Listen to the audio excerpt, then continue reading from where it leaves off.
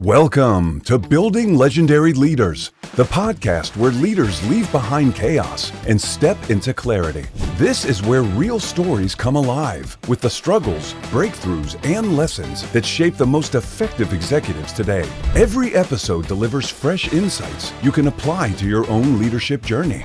If you are ready to stop putting out fires and start leading with purpose, this is the place for you. Here is your host, Jim Saliba. Hello, everybody. Thank you for tuning in to Building Legendary Leaders. Let's dig right in.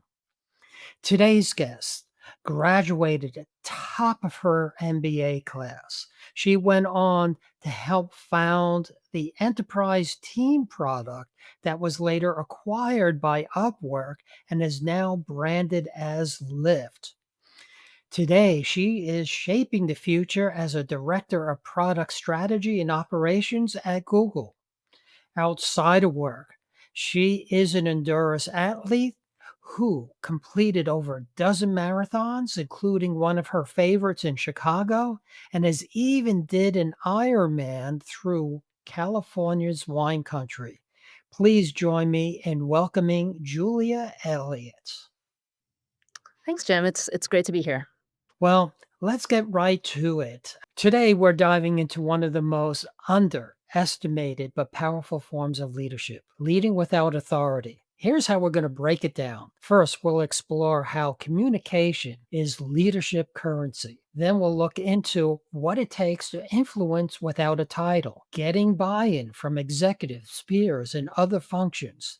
Next, we'll talk about adapting to enterprise scale. What changes when you go from startup agility to supporting a 600-person team in a mega giant like Google? And then finally, we'll dig into evolving your leadership identity. And for those who stay to the end, Julia is going to share how she engaged talent at scale and tuning into that one critical question every leader needs to answer. What's in it for you? Let's start.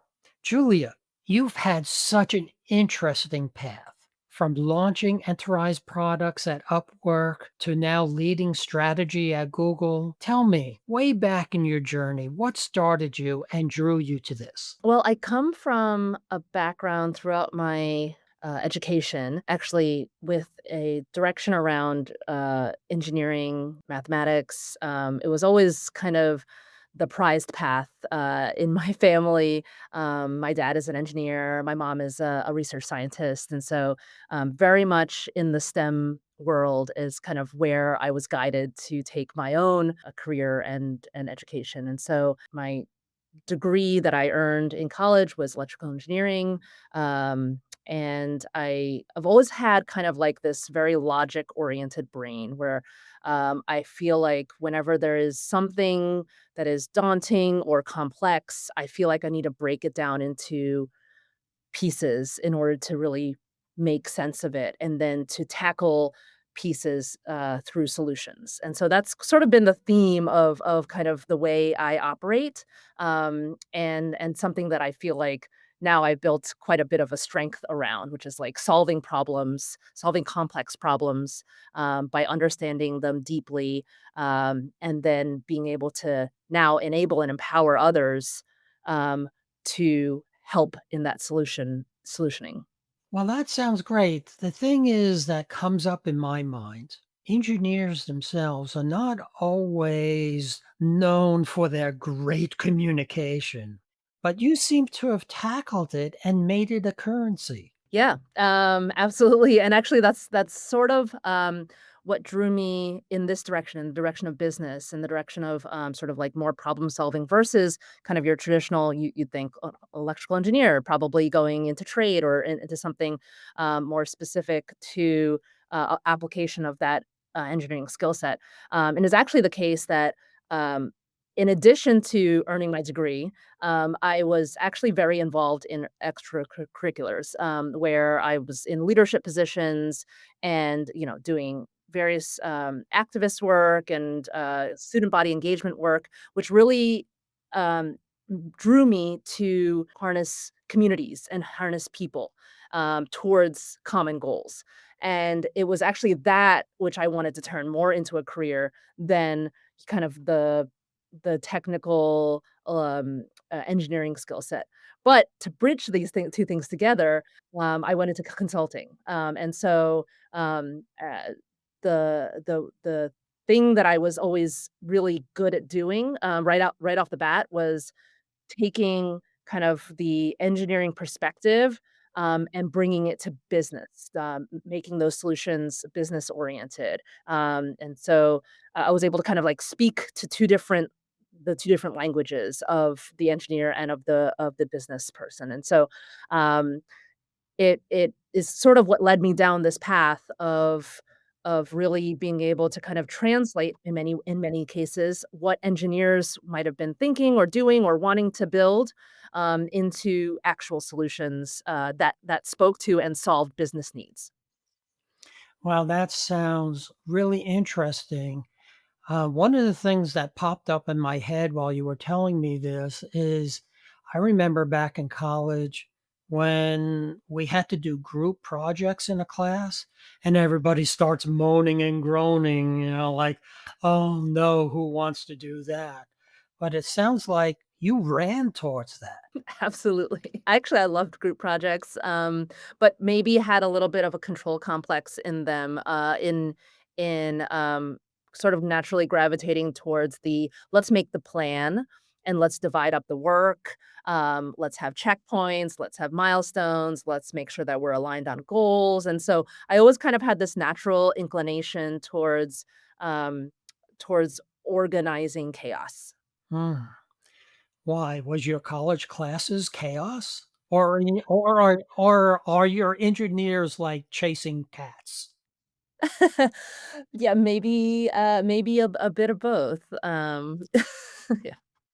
So even back then, influencing without a title seemed to be your brand. Yeah, absolutely. I think, also the stage in which I like to enter a problem, um, where there might be a product that has uh, you know, market fit, but is looking to scale. So like really in that growth phase of a product, I'm really drawn to that. And um, I think in that particular phase, also, it's usually, in my experience, that you are spending quite a bit of time making people comfortable with with a potential pivot or a change in how you're looking at a product. So I'll give you an example. At Upwork, which when I joined, it was Elance. It's a freelancer management platform,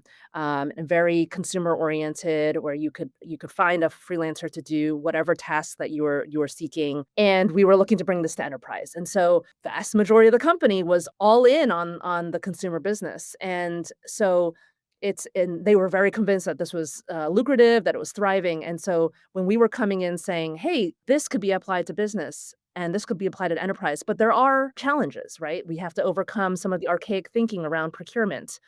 We have to enter businesses, where the people that want to use our freelancers are not necessarily those who have the buying power to do so, right? Because you have central procurement, entities, and so we had to do a lot of convincing around not just the potential buyers, but also just within the culture of the company, who had built their bread and butter around this consumer-oriented business. And so it was the case that that sort of influence without authority had to come about through our own passion and our own drive, in that direction.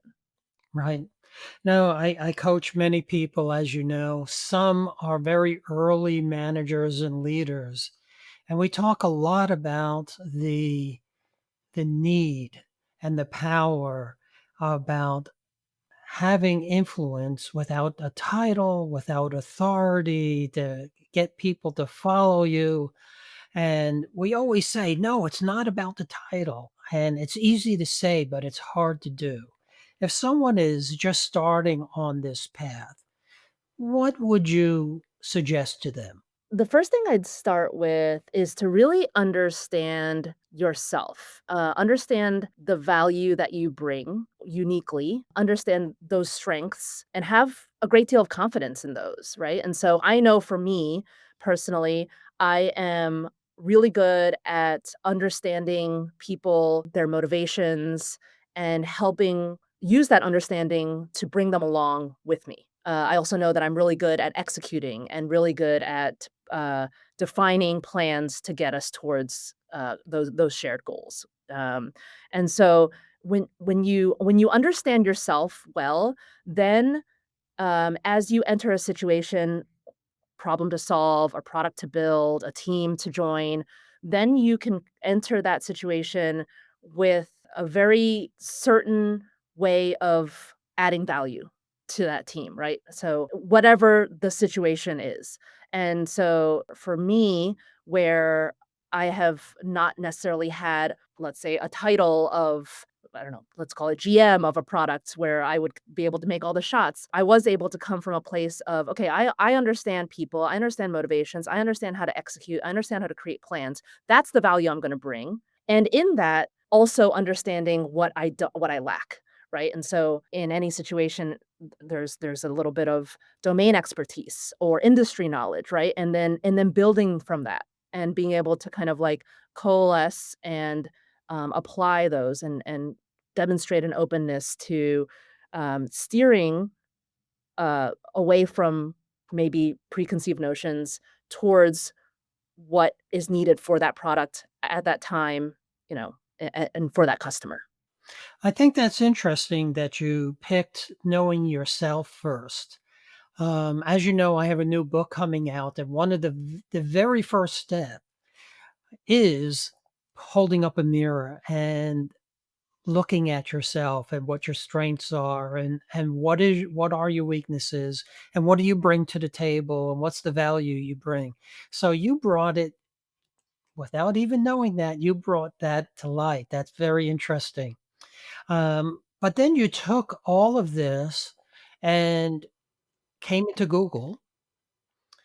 Now you have to adapt, getting from this lightweight startup-ish thing to now having agility in 600 people inside of a huge mega giant. Tell me about that. It has been a journey. And so I joined Google through an acquisition back in 2017 of a very small startup called Kaggle. For those unfamiliar, it is a data science community. Its bread and butter product has been a competitions platform, which is where it enables companies to run data science competitions within the community, let's say to optimize an algorithm that measures or predicts customer churn, for example, right? And so the community works on that project or that problem, and then the winning solution is then traded in exchange for prize money to the company. So this product and this community is what Google acquired, and then as we started in the larger company, I actually, to be candid, I wasn't sure that I was going to stay because I was really committed to the startup lifestyle, the agility, the working on a smaller team, the having influence, and building things in that growth stage, like I mentioned. What I have found since then, though, is that's kept me here is that there are still very definite pockets of Google that are innovating in that way and are able to um, maintain that sort of startup sort of behavior or way of working, um, even amidst being within a large company. But nevertheless, it is definitely a different way of working, right? There are things that you have to think about as Google that are different from what you thought about as a small startup just trying to earn venture capital. So, So tell me the biggest challenge you had in being able to adapt. yeah, I think the biggest challenge has been navigating the sea of stakeholders and political dynamics across various different, we call them PAs, but various different organizations within Google. There is a great culture that Google is known for, to, really to move fast, to solve problems, to hire the best engineers. And sometimes amongst all those brilliant people, there's a tendency also to be creating things that are similar across many different places because those like-minded brains are doing similar things in different pockets of the company, right? And so there's a constant building, creating, innovating, and at the same time, rationalization of those things that have been created and built. And so, in many cases, as we're doing equal parts building and innovating as we are kind of partnering and identifying who those partners are to work with to really to harness and to kind of accelerate the product that we're working on. And so one of the biggest challenges has been really identifying who the right people are, stakeholders are, where that influence needs to be applied, and then, frankly, like how we all come together to present to the outside world, not our organizational structure, but really great, delightful products. Well, that's really interesting that even in the big company, you have different pockets of things going on. I've always said to people, if people are leaving the company, people don't generally leave companies, they leave managers. So, really, I was saying there's different cultures within the big culture, right? And every group is a little bit different.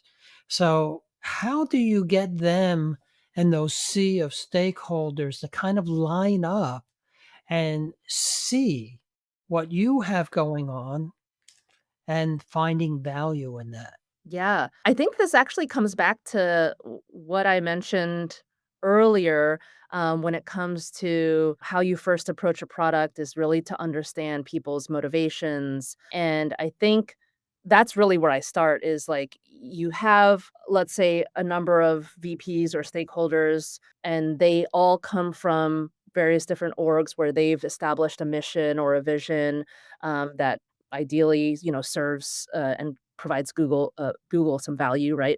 From their products or from their mission. And it's about understanding more deeply what is it that's motivating them? What is it that they've set as their mission, their OKRs? And then also a little bit of understanding the way they operate and what approaches work with them, right? And so like as from a personality standpoint. Um, and once you kind of can appreciate that, appreciate where they're coming from, then you can find ways to really say, "Okay, your objective is my objective as well, and this is why," right? And so you can kind of you can meet them where they are. At a company like Google, sometimes it's meeting multiple people where they each are, and then, producing kind of a common understanding, a shared understanding. But it's only because you understand each individual motivation that you can come together with a shared understanding. Ah, I like the understanding each person, each individual. I always say to clients, we all listen to the same internal radio station. And I know radio is kind of a old thing, but it's WIIFM. What's in it for me?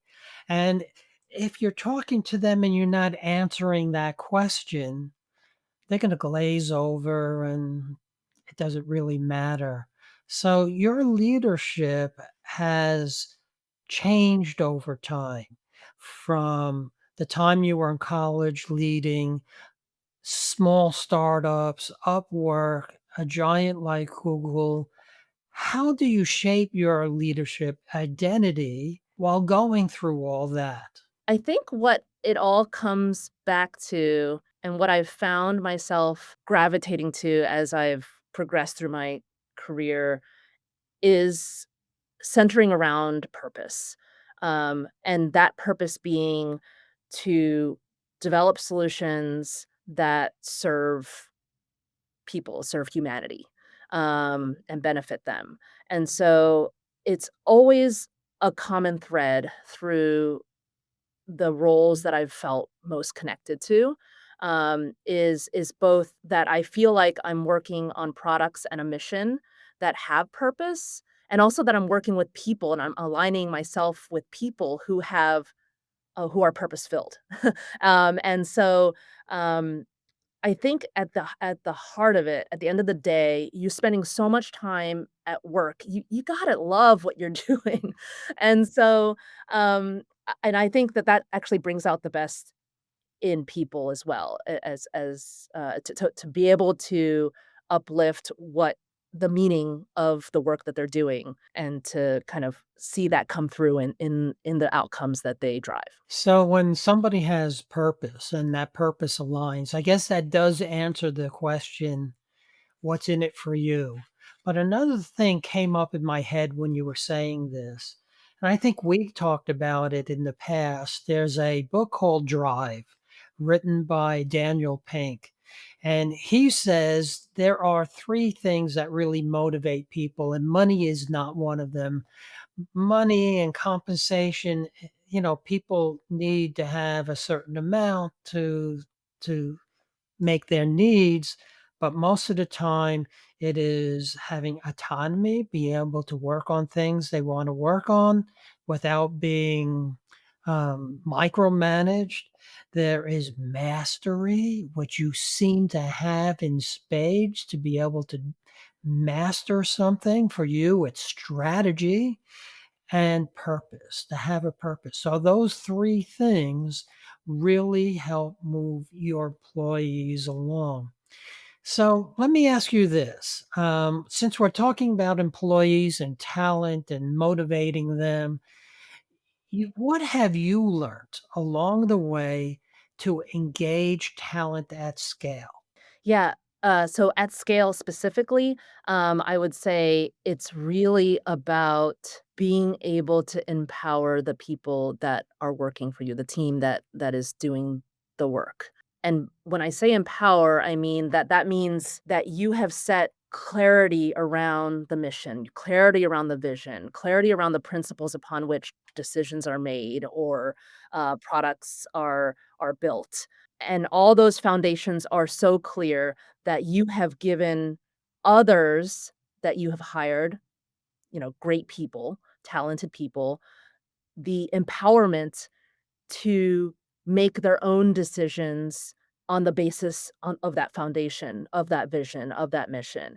Um, and so I think at scale, you can't be in there every day making every decision, right? Like at scale, you can't be like literally writing every spec. You can't be um, uh, pushing every button, right? And so you really need to be able to empower the masses, your entire team, with all of those, underlying, foundational principles and mission and vision so that they can all do the things, maybe not exactly as you would do them, but in the same vein, with the same desired outcomes and impact, and with the same measurement of what that impact should be. Right, right. Well, you used a common theme through a lot of what you talked about today. Early on, you talked about a shared vision, right?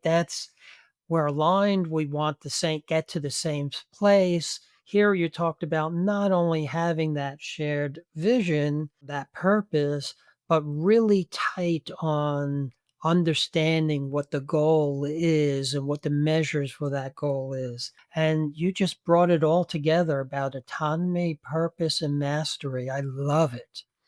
I'm going to switch gears a little bit. Let's talk about your childhood. Where did you grow up? I grew up mostly in, Hershey, Pennsylvania. So Hershey is where they do make the chocolate. My mom, was in product development, so I used to call her, like, the Willy Wonka.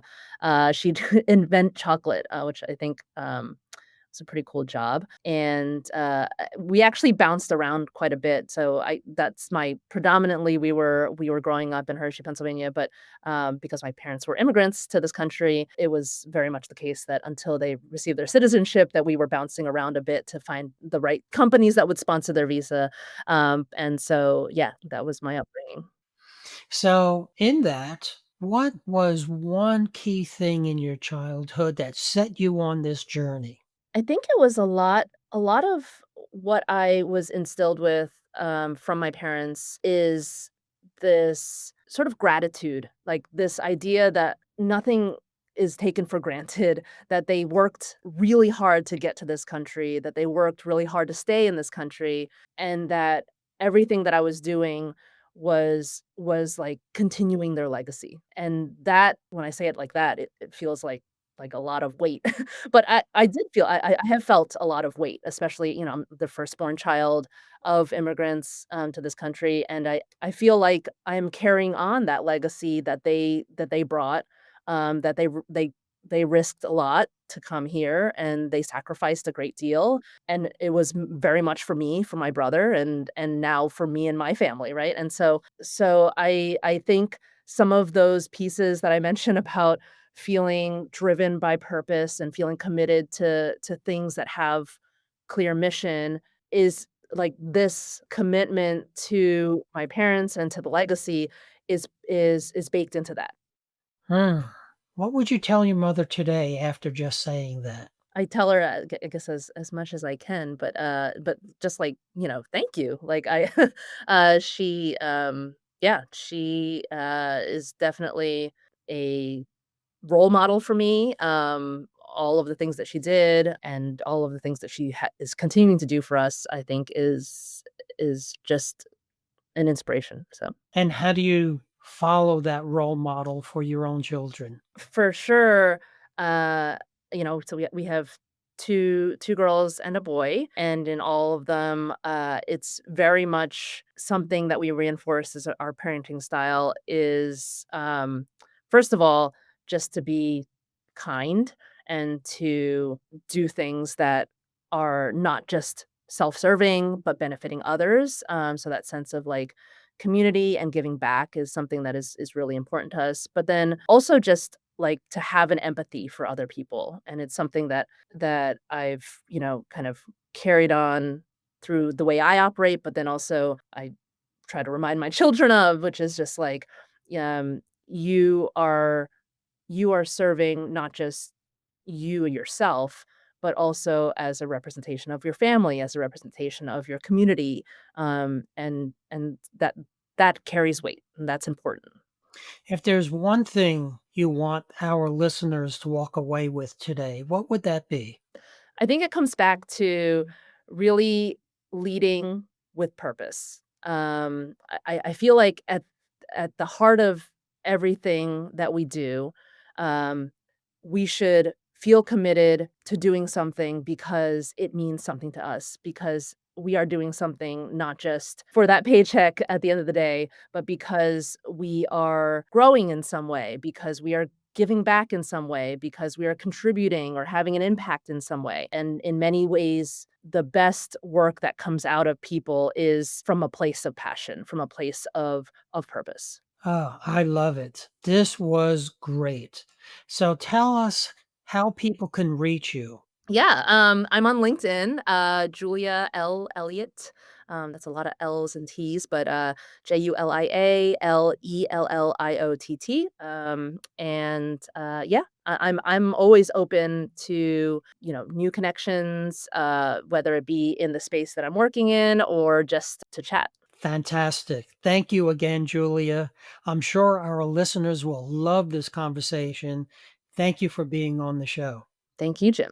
Well, that's it for this episode of Building Legendary Leaders. Remember, leadership momentum is built one experiment at a time. So, see you next time. Building Legendary Leaders podcast requires more than a conversation. It takes action, research, and collective wisdom. If today's episode resonated with you, we'd love to hear your insights.